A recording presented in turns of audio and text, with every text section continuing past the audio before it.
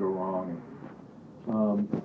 That's when you'd run the districts, you'd go around, and you would collect these the basic details of what happened. Very reactive reporting. A 19-year-old man was shot to death yesterday in West Baltimore.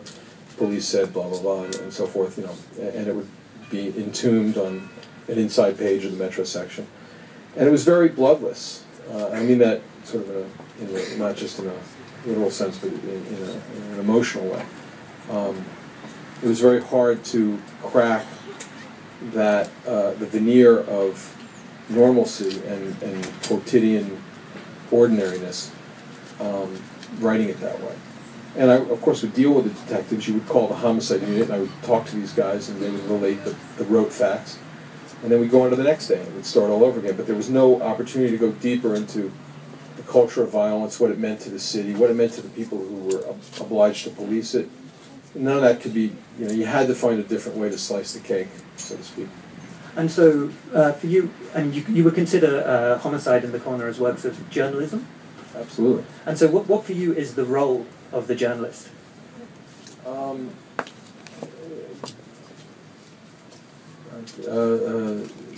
Watchdog in a sense, because I do believe that even the best representative government, that's not to say that ours is the best representative government, but even the best representative can't function properly without an external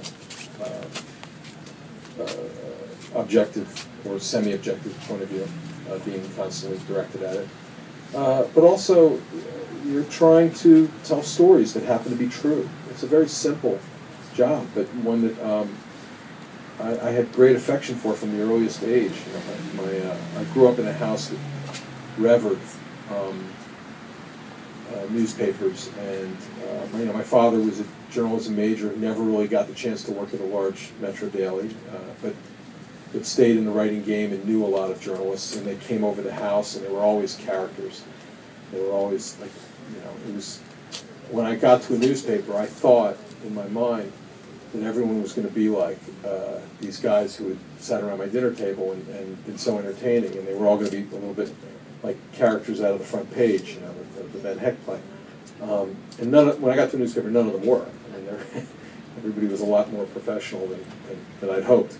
But I did love the idea of, it's a very simple thing, you every day somebody pays you to go around your city and find something new and that happened, and find some facts out about it and tell the first rough draft of what you think occurred, as if you're the village griot going to the campfire and saying, guess what I know?